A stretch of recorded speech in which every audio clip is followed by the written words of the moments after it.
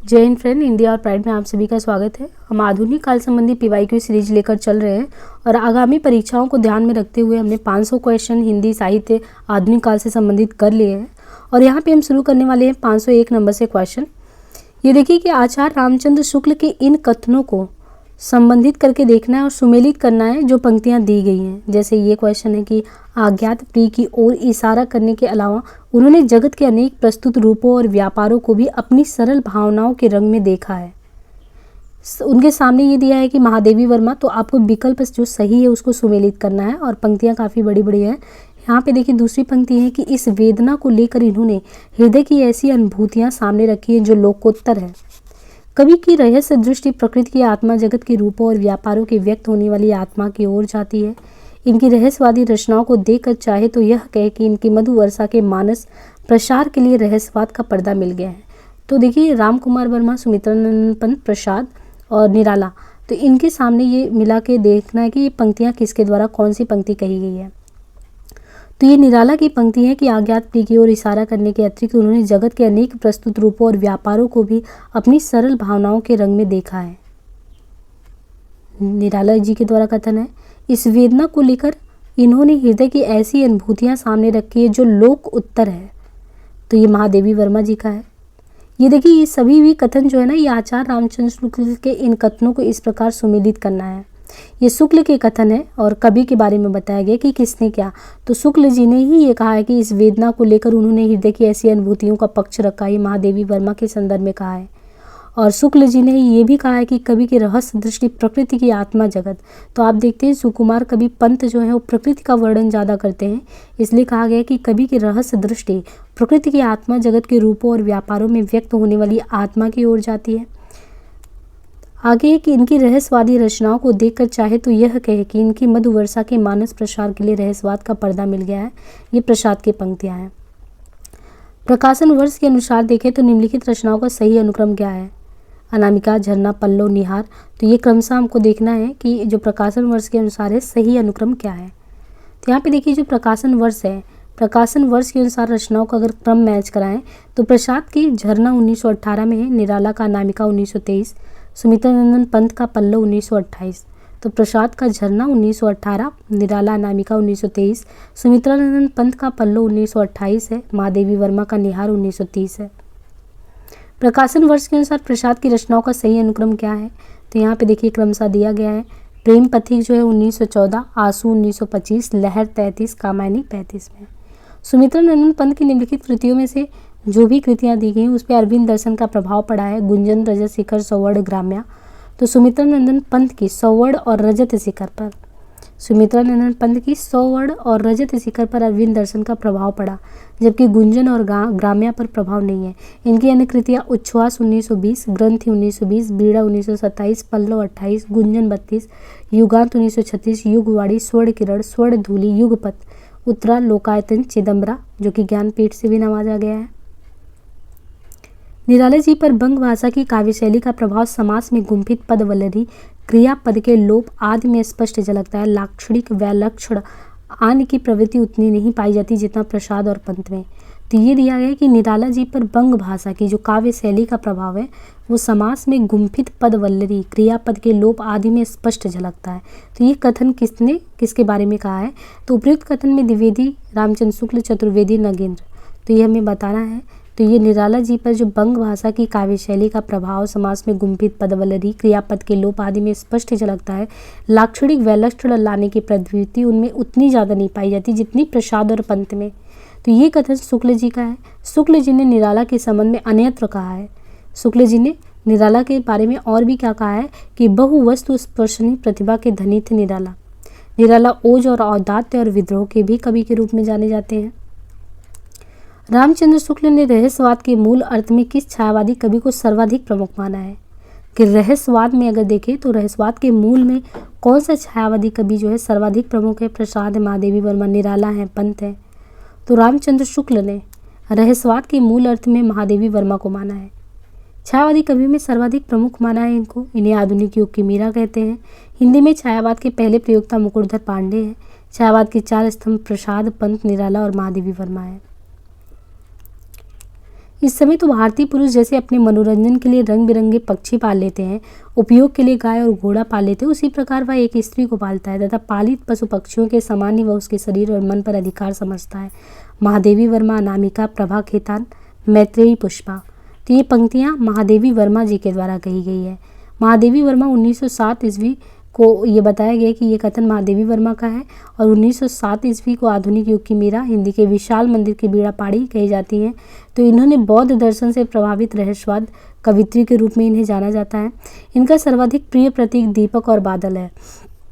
तो ये भी एक क्वेश्चन है कि दीपक और बादल किसका सर्वाधिक प्रिय प्रतीक के रूप में जाना जाता है। तो दीपक और बादल ये महादेवी वर्मा जी का है।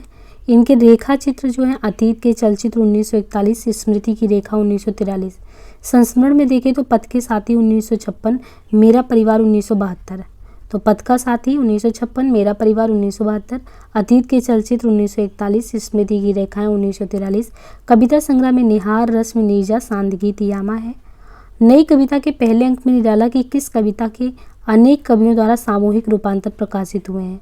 तो जो नई कविता थी उसका पहला अंक जब निकला था तो पहले अंक में निराला की किस कविता का अनेक कवियों द्वारा सामूहिक रूपांतर हुआ था। तो ये जो था जूही की कली, नई कविता का पहला अंक निराला की कविता जूही की कली का अनेक कवियों द्वारा सामूहिक रूपांतर हुआ। नई कविता नाम अज्ञेय का दिया हुआ है। तो ये भी क्वेश्चन है कि नई कविता नाम किसने दिया है। तो नई कविता नाम अज्ञेय ने दिया है। अपनी एक रेडियो वार्ता में उन्होंने इस पद का सर्वप्रथम प्रयोग किया था जो बाद में नए पत्ते अंक में नई कविता शीर्षक से प्रकाशित हुई। नई कविता का आरंभ सन 1954 ईस्वी में जगदीश गुप्त द्वारा संपादित नई कविता पत्रिका के प्रकाशन से माना जाता है। तो यहाँ पे क्या चीज़ ध्यान देना है, कई क्वेश्चन यहाँ से बनता है कि जो नई कविता का पहला अंक निकला उसमें निराला की कविता जूही की कली के अनेक कवियों ने जो है अनेक उसमें रूपांतरित किया था। नई कविता नाम अज्ञेय ने दिया है और वो भी अपनी एक रेडियो वार्ता में उन्होंने सबसे पहले अज्ञेय ने कहा था नई कविता। और नए पत्ते अंक में नई कविता शीर्षक बाद में जो है नए पत्ते अंक में नई कविता शीर्षक से प्रकाशित हुई। नई कविता का आरंभ सन 1954 में जगदीश गुप्त द्वारा संपादित जो नई कविता है, तो एक प्रकाशन आया था 1954 में जगदीश गुप्त द्वारा नई कविता, तो यहाँ से माना जाता है। दोनों का हट था दुर्निवार, दोनों ही थे विश्वासहीन। कामायनी की उपयुक्त पंक्तियों से क्या मतलब है। श्रद्धा और मनु के बीच विश्वास खंडित हो गया था। ईड़ा और मनु में हठधर्मिता बढ़ गई थी। देव और दानव दोनों हठी और विश्वासहीन थे। आकुली और किलात मनुष्य यज्ञ के लिए दुर्निवार हट कर रहे थे। तो यहाँ पे देखिए अगर जो पंक्तियाँ दी गई कि दोनों का हट था दुर्निवार, दोनों ही थे विश्वासहीन। कामायनी की उपयुक्त पंक्ति से मतलब है देव और दानव दोनों ही हठी और विश्वासहीन थे। कामायनी छायावाद के पुरस्कारकर्ता प्रसाद का भाव प्रधान महाकाव्य है। 1935 में रचित है। इसको मांगला प्रसाद पारितोषिक से भी पुरस्कृत किया गया है और इसमें 15 सर्ग हैं जिनका क्रम ये है कि चिंता, आशा, श्रद्धा, काम, वासना, लज्जा, कर्म, ईर्ष्या, ईड़ा, स्वप्न, संघर्ष, निर्वेद, दर्शन, रहस्य, आनंद।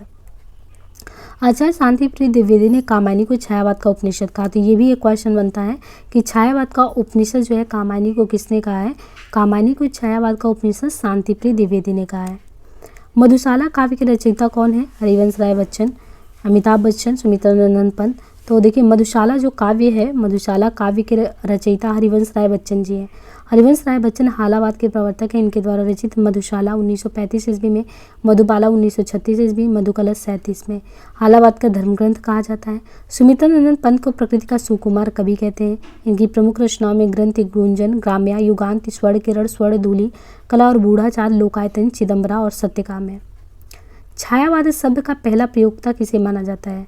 छायावाद का पहला प्रयोक्ता राधाकृष्ण गोस्वामी, जयशंकर प्रसाद, आचार्य रामचंद्र शुक्ल, मुकुटधर पांडे। तो जो छायावाद शब्द है, छायावाद शब्द का पहला प्रयोक्ता मुकुटधर पांडे को माना जाता है। मुकुटधर पांडे ने जबलपुर से प्रकाशित पत्रिका श्री शारदा में सन 1920 ईस्वी में हिंदी में छायावाद शीर्षक से 4 किस्तों में एक लेख लिखा था। तो यहाँ ये समझने वाली बात है कि जो छायावाद है मुकुटधर पांडे ने पहली बार प्रयोग किया था और ये जबलपुर से जो प्रकाशित होती थी पत्रिका श्री शारदा। तो ये पूछा जाता है श्री शारदा पत्रिका कहाँ से प्रकाशित होती थी, तो जबलपुर से। तो ये जो जबलपुर से श्री शारदा निकलता था उसमें सन 1920 ईस्वी में हिंदी में छायावाद शीर्षक से 4 किस्तों में एक लिखा गया लेख था। मुकुटधर पांडे ने प्रकाशित करवाया इसको। और छायावाद के प्रवर्तक और प्रस्तोता, तो छायावाद को देखिए प्रस्तोता और प्रवर्तक, तो रामचंद्र शुक्ल जो प्रस्तोता हैं तो मैथिली शरण गुप्त को मानते हैं या मुकुटधर पांडे को। तो कभी भी आए कि छायावाद के प्रवर्तक के रूप में कौन है, तो पहली बात है कि शुक्ल ने किसको माना है, तो शुक्ल ने मुकुटधर पांडे को माना है, मैथिली शरण गुप्त को माना है। नंद दुलारे वाजपेयी ने सुमित्रा नंदन पंत को माना है कि ये जो है प्रवर्तक हैं छायावाद के। प्रभाकर माचवे माखनलाल चतुर्वेदी को मानते हैं, इलाचंद जोशी जयशंकर प्रसाद को मानते हैं। सबका निचोड़ लेकर तुम सुख से सूखे जीवन में, वर्षों प्रभात हिमकंस आंसू इस विश्व सदन में।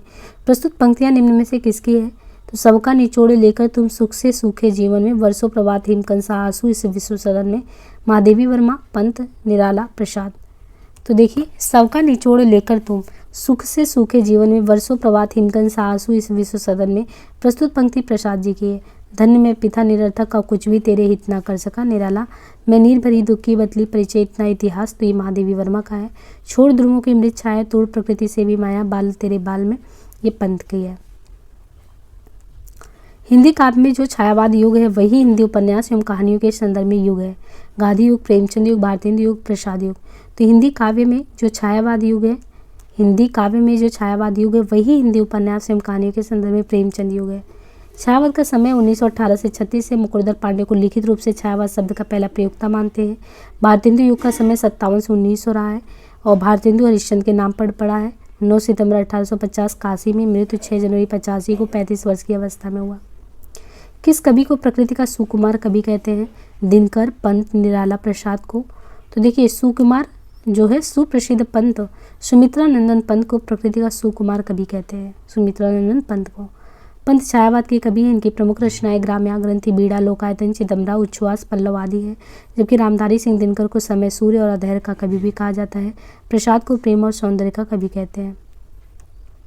कामानी के संदर्भ में गलत कथन को चिन्हित करना है। यह कृति अभेद मूलक अद्वैतवाद का संगनाद करती है। यह नारी सृष्टि के लिए संजीवनी है। इस कृति में मानवीय संवेगों का उत्तातीकरण नहीं है। यह शाश्वत जीवन और मानुष कल्याण का काव्य है। तो यहाँ पे देखिए कि इस कृति में मानवीय संवेगों का उदात्तीकरण नहीं है। कामानी के संदर्भ में यह कथन असत्य है, जबकि यह कृति अभेद मूलक अद्वैतवाद का संखनाद करती है। यह नारी सृष्टि के लिए संजीवनी है तथा यह शाश्वत जीव और मनुष्य कल्याण का काव्य। सभी कथन कामानी के संदर्भ में सही है। मैं भूल गया अस्तित्व ज्ञान जीवन का, यह शाश्वत प्रमाण करता मुझको अमृत उदान। ये जो मैं भूल गया अस्तित्व ज्ञान जीवन का, यह शाश्वत प्रमाण, उपयुक्त पद में अस्तित्व ज्ञान भूल चुके को अमृत देने की बात की गई है। ऐसा संभव होने का क्या आधार है। भूलने वाला सरलता से नया ज्ञान ग्रहण कर लेता है। भूलने वाला अपने क्षण भंगुर अस्तित्व को भुलाकर शाश्वत के प्रति चेतन होने की स्थिति में आ चुका है। अस्तित्व ज्ञान भुलाकर अस्तित्वहीनता की दशा में पहुंचा हुआ व्यक्ति शाश्वत को ग्रहण कर सकता है। अस्तित्व ज्ञान भूलने की बात अलग है और अमृत दोनों ग्रहण करने की बात अलग है। तो यूपीपीएससी डिग्री कॉलेज में क्वेश्चन आया कि उपयुक्त पद में अस्तित्व ज्ञान भूल चुके को अमृत देने की बात की गई है। ऐसा संभव होने का आधार अस्तित्व ज्ञान भुलाकर अस्तित्वहीनता की दशा में पहुंचा हुआ व्यक्ति शाश्वत को ग्रहण कर सकता है। आधुनिक काल के तीसरे उत्थान की प्रमुख साहित्यिक प्रवृत्ति क्या है, प्रगति, हालावाद, प्रयोगवाद, छायावाद। तो आधुनिक काल के तीसरे उत्थान की प्रमुख साहित्यिक प्रवृत्ति छायावाद है। आचार्य रामचंद्र शुक्ल ने छायावाद को नई धारा तृतीय उत्थान के तहत रखा है तथा समय अवधि 1918 से 36 माना है। कामानी किसकी पुत्री थी, कामानी काम की पुत्री थी। कामानी महाकाव्य के लेखक प्रसाद है। कामानी की कुल 15 सर्ग हैं। इसमें अंगिरस शांत रस है। इसका दर्शन समरसतावाद आनंदवाद पर आधारित है। शांतिप्रिय द्विवेदी ने कामानी को छायावाद का उपनिषद भी माना है। प्रसाद की गीत कला का उत्कृष्ट रूप उनके किस संकलन में दिखाई देता है, झरना, तरंग, आंसू, लहर। तो प्रसाद की गीत कला का उत्कृष्ट रूप उनके लहर में दिखाई देता है। प्रसाद की जो गीत कला का उत्कृष्ट रूप लहर काव्य कृति में दिखता है। प्रसाद द्वारा रचित अन्य काव्य कृतियां हैं उर्वशी, चंपू, वनमिलन, प्रेमराज, अयोध्या का उद्धार, कानन कुसुम, प्रेम पथिक। किस कवि की कृति को छायावाद का घोषणा पत्र कहा जाता है, तो जो सुमित्रा नंदन पंत का कृति है पल्लव। सुमित्रा नंदन पंत द्वारा रचित पल्लव को माना जाता है कि पल्लव जो था ये छायावाद का घोषणा पत्र या मैनिफेस्टो है। पंत जी को संवेदनशील इंद्रिय बोध का कवि भी कहते हैं। तो 2 क्वेश्चन हो गया यहाँ पे कि पल्लव जो है वो छायावाद का घोषणा पत्र मैनिफेस्टो है और संवेदनशील इंद्रिय बोध का कवि भी पंत को कहा जाता है। कामानी को छायावाद का उपनिषद किसने कहा था, तो ये पहले भी देखिए हमने पढ़ा था कि कामानी को जो छायावाद का उपनिषद है ये शांतिप्रिय द्विवेदी ने कहा था। कामानी के संबंध में विद्वानों का कथन है कि मानवता का रसात्मक इतिहास, ये क्या है कामानी, कामानी जो है ये मानवता का रसात्मक इतिहास है। तो मानवता का रसात्मक इतिहास कहानी के संबंध में नंदुलारे बाजपेयी ने कहा। मानव चेतना के विकास का महाकाव्य डॉक्टर नगेंद्र ने। आधुनिक सभ्यता का प्रतिनिधि महाकाव्य नामवर सिंह ने। रहस्यवाद का पहला महाकाव्य निराला ने। नारी तुम केवल श्रद्धा हो पंक्ति किस रचना में है? नारी तुम केवल श्रद्धा हो ये पंक्ति प्रसाद द्वारा रचित महाकाव्य कामायनी 1935 ईस्वी से ली गई है। नारी तुम केवल श्रद्धा हो ये पंक्ति प्रसाद द्वारा रचित महाकाव्य कामायनी 1935 ईस्वी से ली गई। कामायनी में टोटल 15 सर्ग। इसका मुख्य छंद ताटक छंद है। इस महाकाव्य का अंगिरस निर्वेद है। चंद्रगुप्त 1931 ईस्वी, प्रसाद कर्नाटक, साकेत 1931, भारत भारती 1912। धिक जीवन जो पाता ही आया विरोध पंक्ति में किसके बारे में कहा गया है? तो उक्त पंक्ति से सूर्यकांत त्रिपाठी निराला की जीवन सत्य की अभिव्यक्ति है। निराला द्वारा रचित राम की शक्ति पूजा में राम की हताशा निराशा में कवि के अपने जीवन की निराशा की अभिव्यक्ति। उन्होंने अपने जीवन भर के लोगों के जिस विरोध को झेलना पड़ा वही चीज़ उनकी पंक्तियों में दिखता है। छायावाद की प्रमुख प्रवृत्तियाँ कौन सी हैं? तो शैलीगत छायावाद की प्रमुख प्रवृत्ति। छायावाद की अन्य प्रवृत्तियों में देखें तो शैलीगत तो है ही, शैलीगत जो है प्रमुख प्रवृत्ति है छायावाद की। स्वतंत्र चेतना, व्यक्तिगता, अनुभूति की प्रतिष्ठा, सौंदर्य चेतना, प्रकृति चित्र, राष्ट्रीय स्वर, प्रेमानुभूति, ये सब भी है। छायावाद पर विचार करते हुए हिंदी के कई प्रतिष्ठित आलोचक निर्देश देते हैं कि हिंदी में छायावाद बांग्ला साहित्य के अनुकरण पर आया है। तो ये बात कही जाती है कि छायावाद पर विचार करते हुए हिंदी के कई प्रतिष्ठित आलोचक ये मानते हैं कि हिंदी में छायावाद जो है वो बांग्ला साहित्य के अनुकरण पर आया है। इसके बारे में हमें बताना है कि इसके संदर्भ में कौन सा कथन सही है या नहीं है।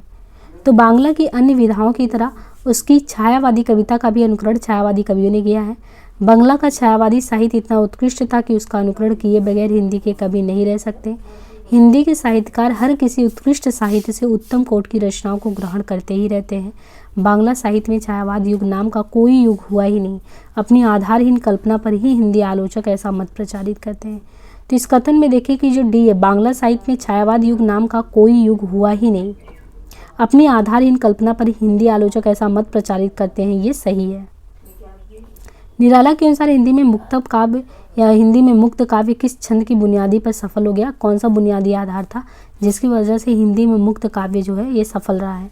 तो निराला जी ने माना है कि हिंदी में मुक्त काव्य कवित्व छंद की बुनियादी आधार पर सफल रहा है। तो यहाँ पे ये ध्यान देना है कि हिंदी में जो मुक्त काव्य है, हिंदी में मुक्त काव्य कवित्व छंद, यहाँ पे ये देखिए हिंदी में मुक्त काव्य जो है कवित्व छंद पर बुनियाद पे सफल रहा है। कवित्व को निराला ने हिंदी का जातीय छंद कहा है। तो कवित्व को निराला ने क्या कहा है? जातीय छंद भी कहा है। ये भी एक क्वेश्चन है। कलाधर उपनाम से रचना करने वाले का नाम क्या है? तो कलाधर उपनाम से रचना करने वाले का नाम जयशंकर प्रसाद है।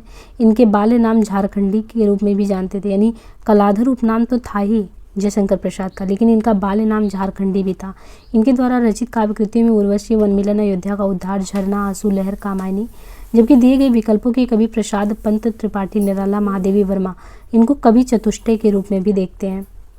स्नेह निर्जर बह गया, रेत ज्यों तन रह गया, ये पंक्ति दी गई है। स्नेह निर्जर बह गया, रेत ज्यों तन रह गया। उपरोक्त काव्य पंक्ति किस कवि की? प्रसाद की, नरेंद्र शर्मा की, त्रिपाठी की, वर्मा की। स्नेह निर्जर बह गया ये जो है पंक्ति निराला जी की है। निराला की पंक्ति है तो निराला की पंक्ति में भी जो आड़िमा काव्य संग्रह है निराला का, तो निराला के आड़िमा काव्य संग्रह से ये संकलित है कि स्नेह निर्जर बह गया। अनामिका, परिमल, गीतिका, कुकुरमुत्ता, बेला, अर्चना, आराधना, गीत गुंज, सांध्य काकली, अपना, बादल राग आदि इनकी प्रसिद्ध अन्य काव्य संग्रह के रूप में जानी जाती है। निम्नलिखित में से एक कथन गलत है। कामानी प्रसाद द्वारा लिखा गया महाकाव्य है। आशु प्रसाद द्वारा रचित खंड काव्य है। काव्य कला तथा अन्य निबंध प्रसाद द्वारा रचित निबंध संग्रह है। इरावती प्रसाद द्वारा लिखी गई कहानी है। तो यहाँ पे देखिए इरावती जो है, इरावती प्रसाद की कहानी नहीं बल्कि अपूर्व उपन्यास है ना, उपन्यास है ये प्रसाद जी का। इरावती कहानी नहीं है बल्कि अपूर्ण उपन्यास, पूरा भी नहीं हुआ था। और इनके अलावा जो है कंकाल और तितली भी कामानी प्रसाद के, मतलब कंकाल और तितली भी इनके अन्य उपन्यास है। बाकी कामानी प्रसाद का महाकाव्य है और आशु प्रसाद द्वारा रचित खंड काव्य है। तो इतनी चीज़ों को देखना है। इरावती प्रसाद का ही अपूर्ण उपन्यास है, कंकाल तितली तो कंप्लीट है, कामानी इनका महाकाव्य है, आशु इनके खंड काव्य है। काव्यकला तथा अन्य निबंध प्रसाद द्वारा रचित निबंध संग्रह, तो प्रसाद ने काव्यकला और अन्य निबंध नाम से निबंध संग्रह भी रचा हुआ है। छायावाद की निम्नलिखित विशेषताएं हो सकती हैं। विशेषण विपर्याय, मूर्ति विधान, स्वच्छंद भावावेश, इतिवृत्तात्मकता। तो यहाँ पे देखिए कि विशेषण विपर्याय, स्वच्छंद भावावेश, मूर्ति विधान छायावाद की विशेषताएं हैं। जबकि इतिवृत्तात्मकता ये द्विवेदी युग की है। तो विशेषण विपर्याय, स्वच्छंद भावावेश, मूर्ति विधान ये सभी हैं। सुमित्रानंदन पंत की सुप्रसिद्ध कविता परिवर्तन उनके किस काव्य संकलन में सर्वप्रथम प्रकाशित हुई थी? सुमित्रानंदन पंत की सुप्रसिद्ध कविता परिवर्तन उनके किस काव्य संकलन में सर्वप्रथम प्रकाशित हुई? गुंजन में, पल्लव में, ग्राम्या में, युगांत में? तो पंत की सुप्रसिद्ध कविता परिवर्तन उनके काव्य संकलन पल्लव में सबसे पहले प्रकाशित हुई। इनकी पहली जो परिवर्तन रचना है ये काव्य संकलन पल्लव में सबसे पहले प्रकाशित हुआ। पल्लव में उच्छ्वास, आंसू, परिवर्तन, बादल आदि रचनाएं भी संकलित हैं। निराला की कविता राम की शक्ति पूजा पर किस रचना का सबसे ज़्यादा प्रभाव दिखता है? वाल्मीकि रामायण, रामचरितमानस, कृतिवास रामायण, विष्णु पुराण? तो निराला की कविता राम की शक्ति पूजा पर बांग्ला ग्रंथ कृतिवास रामायण का सबसे ज़्यादा प्रभाव दिखता है। राम की शक्ति पूजा कविता अनामिका काव्य संग्रह से है। तो ये भी ध्यान रखना है, इससे पहले भी क्वेश्चन आया कि राम की शक्ति पूजा पर बांग्ला ग्रंथ जो है कृतिवास रामायण का सबसे ज़्यादा प्रभाव है, और ये जो कविता अनामिका काव्य संग्रह में ये जो है संकलित भी है। अंग्रेजी में जिसे रोमांटिसिज्म कहते हैं हिंदी में उसे क्या कहते हैं? तो अंग्रेजी में जिसे रोमांटिसिज्म कहते हैं हिंदी में उसे छायावाद कहते हैं। आधुनिक हिंदी साहित्य में 1918 से 36 के कालखंड को छायावाद के नाम से जानते हैं। उसको छायावाद की संज्ञा मुकुंदर पांडे ने दी है। प्रसाद, पंत, निराला या महादेवी को छायावाद के 4 स्तंभ के रूप में मानते हैं। पंत जी की ग्राम्याकृति का संबंध किससे है? तो पंत जी की ग्राम्याकृति का संबंध ग्रामीण परिवेश से। ग्राम्याकृति पंत जी की मुक्तक कविता है। और देखिए ग्राम्याकृति जो है, ग्राम्याकृति पंत जी की मुक्तक कविता है। पंत जी की अन्य रचनाओं में बीड़ा, पल्लव, गुंजन, युगांत, युगवाड़ी, लोकायतन है, जिसमें लोकायतन गांधी जी के चरित्र को लेकर लिखा गया रचना है। कामायनी की श्रद्धा का प्रतीक क्या है? तो कामायनी की श्रद्धा जो है, कामायनी की जो श्रद्धा है वो हृदय का प्रतीक है। कामायनी में 15 सरह के इनके मुख्य पात्र मनु, श्रद्धा, ईड़ा, मानो है, जिसमें मनु मन के प्रतीक, ईड़ा बुद्धि के, मानो कुमार के हैं। कामायनी का दर्शन जो है समरसतावाद या आनंदवाद है। इनका प्रमुख छंद ताटक छंद है। इनका अंगिरस शांत रस है। आचार शांतिप्रिय द्विवेदी ने कामायनी को छायावाद का उपनिषद भी कहा है। साहित्यिक क्षेत्र में सर्वाधिक विरोध किसका हुआ? साहित्यिक क्षेत्र में सबसे ज़्यादा विरोध निराला का हुआ है। निराला जी एक कवि, उपन्यासकार, कहानीकार थे। उनका व्यक्तित्व अतिशय विद्रोही और क्रांतिकारी तत्वों से भरपूर था। उनके कारण वे एक ओर जहाँ अनेक क्रांतिकारी परिवर्तनों के स्रष्टा थे, वहीं दूसरी ओर परंपरा अभ्यासी हिंदी काव्य प्रेमियों द्वारा अरसे तक सब लोग उनको गलत ही समझते थे। तो देखिए निराला जी के बारे में ये चीज़ें हैं कि मतलब बहुत ही कंट्रोवर्शियल में भी थे। हालांकि हिंदी क्षेत्र को कितना योगदान निराला जी का मिला है। यहाँ पे देखिए अरविंद दर्शन से बहुत ही प्रभावित थे। इसमें कौन? तो पंत, सुमित्रानंदन पंत जो हैं, सुमित्रानंदन पंत ये अरविंद दर्शन से बहुत ही प्रभावित थे।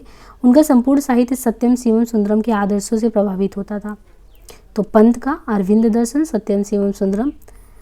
अब जहाँ प्रारंभिक कविताओं में प्रकृति और सौंदर्य के रमणीय चित्र उनकी कविताओं में मिलते, वहीं दूसरी तरफ कविताओं में छायावाद की स्थूल कल्पनाओं, कोमल भावना, अंतिम चरण तक तो कविताओं में प्रगतिवादी और विचारशीलता भी मिलने लगी थी। तो पंत ने शुरुआत तो की थी प्रकृति और सौंदर्य के रमणीय चित्रों के साथ, लेकिन दूसरे चरण में देखिए कविताओं में छायावाद की सूक्ष्म कल्पना, कोमल भावना ये सब भी व्याप्त हो गई, और उनके सबसे बाद की रचनाओं में अरविंद दर्शन और मानव कल्याण की भावना से भी ओतप्रोत था। तेरा वैभव देखूं या जीवन का क्रंदन देखूं, यानी तेरा वैभव देखूं या जीवन का क्रंदन देखूं, निराला, महादेवी, अज्ञेय या बच्चन। तेरा वैभव देखूं या जीवन का क्रंदन देखूं ये पंक्ति महादेवी वर्मा जी की है। महादेवी वर्मा छायावादी युग के 4 स्तंभों में से हैं और आधुनिक हिंदी की सबसे सशक्त कवित्रियों में से एक मानी जाती हैं। आधुनिक मीरा के नाम से भी जाना जाता है। उनके द्वारा रचित कविता संग्रह निहार, रश्मि नीरजा, सांदगी, दीपशिखा, सप्तपर्णा, अग्निरेखा आदि है। इनमें से कौन उत्तर छायावादी कवि नहीं है? नरेंद्र शर्मा, बच्चन, रामकुमार वर्मा, अंचल। तो कौन है जो उत्तर छायावादी कवि नहीं है? रामकुमार वर्मा उत्तर छायावादी कवि नहीं है। ये छायावादी कवियों के तहत आते हैं। तो रामकुमार वर्मा जो हैं वो छायावादी कवियों के तहत आते हैं। डॉक्टर रामकुमार वर्मा हिंदी के सुप्रसिद्ध साहित्यकार, व्यंग्यकार और हास्य कवि हैं। इन्हें हिंदी एकांकी का, तो एक क्वेश्चन ये भी बनता है रामकुमार वर्मा से कि हिंदी एकांकी का जनक किसको माना जाता है? रामकुमार वर्मा जी को। हिंदी साहित्य एवं शिक्षा के क्षेत्र में सन 1963 ईस्वी में पद्म भूषण से सम्मानित किया गया रामकुमार वर्मा को। इनके द्वारा रचित काव्य कृतियों में अंजलि, अभिशाप, निशीथ, जौहर, अंजलि, अभिशाप, निशीथ, जौहर है। इस करुणा कलित हृदय में अब विकल रागनी बजती, क्यों हाहाकार स्वरों में वेदना असीम गरजती। इन पंक्तियों के बारे में बताना है। तो जयशंकर प्रसाद मूलतः करुण भावनाओं के कवि हैं। प्रसाद मूलतः करुण भावनाओं के। इन्होंने अपने मार्मिक भाव को आंसू नामक गीतिका में व्यक्त भी किया है। प्रस्तुत पंक्तियां प्रसाद के मार्मिक भावों को व्यक्त करती हैं, जिसके द्वारा कवि अपने भाव को अपनी प्रियतमा के पास पहुंचाना चाहता है। निम्न में से कौन सी कृति प्रसाद की नहीं है। दीपशिखा, कामिनी, झरना, कुसुम, तो दीपशिखा कृति प्रसाद की नहीं है, रचना महादेवी वर्मा की है। कानन, कुसुम, झरना, आंसू लहर ये सभी प्रसाद की है। हिंदी साहित्य में महाप्राण किस कवि के लिए प्रयुक्त है? तो हिंदी साहित्य में महाप्राण शब्द छायावादी कवि सूर्यकांत त्रिपाठी निराला के लिए। इनका एक नाम सूर्य कुमार भी था। इन्हें मुक्त छंद का प्रवर्तक भी कहते हैं। मिलन का मत नाम लो में विराम में चिरूं, ये पंक्ति किस रचनाकार की है? विरह का मत नाम लो में विराम में चिरूं पंक्ति की रचनाकार महादेवी वर्मा जी हैं। इन्हें आधुनिक मीरा भी कहते हैं। इनके काव्य संग्रह निहार, रश्मि, नीरजा, शांतगीत, दीपशिखा, यामा है। यामा पर ज्ञानपीठ पुरस्कार भी प्राप्त हो चुका है। मैं नीर भरी दुख की बदली, तो ये देखना है कि मैं नीर भरी दुख की बदली, तो ये जो है पंक्ति महादेवी वर्मा की है। दो पदम पलाक, तो ये प्रसाद की है। दुखी जीवन की कथा रही, निराला जी की है। वियोगी होगा पहला कभी आसे उपजा होगा, गोन पंत जी की है।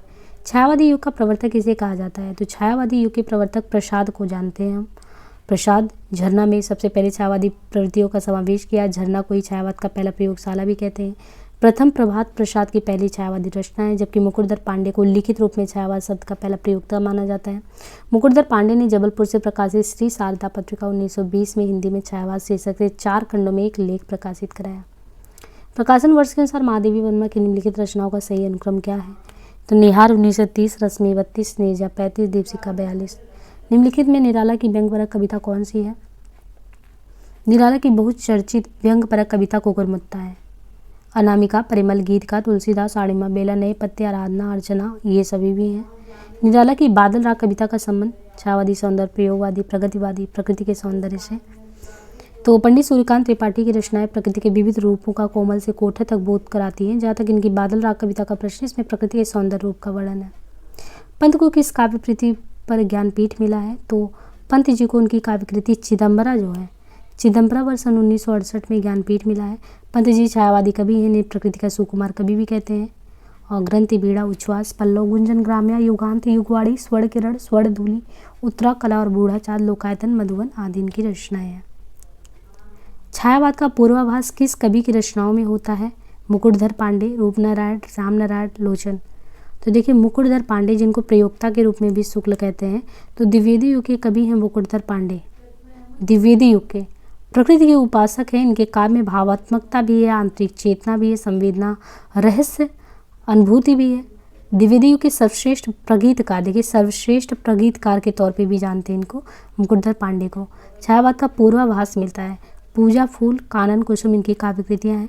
छायावाद के पहले चरण के कवि मुकुटधर पांडे, श्रीधर पाठक, त्रिपाठी आदि, जिन्हें आचार्य शुक्ल सच्चे स्वच्छंदतावादी कहते थे। और दूसरे चरण में इसी काव्य प्रवृत्ति को प्रौढ़तम उत्कर्ष तक पहुंचाने वाले कवि प्रसाद, निराला, पंत, महादेवी वर्मा थे। तो यहाँ पे हमने 550 क्वेश्चन किए हैं, जो सब जो है संबंधित है आधुनिक काल से। और ये सीरीज कंटिन्यू चलती रहेगी। बाकी आप लोगों का सहयोग जैसा बना रहेगा। अभी तो काफ़ी बचा हुआ है, इसमें काफ़ी क्वेश्चन, करीबन 14,000 क्वेश्चन कराने का टारगेट है। तो देखिए कहाँ तक चलता है सीरीज। बाकी जैसी भी अपनी प्रतिक्रिया ज़रूर दें। हिंदी और प्राइवेट टेलीग्राम है, वहाँ से कनेक्ट हो। और लाइक, शेयर, सब्सक्राइब करना ना भूलें, क्योंकि एक वीडियो बनाने में आप समझ सकते हैं कितना एफर्ट लगता है। सो आज के लिए इतना ही, धन्यवाद।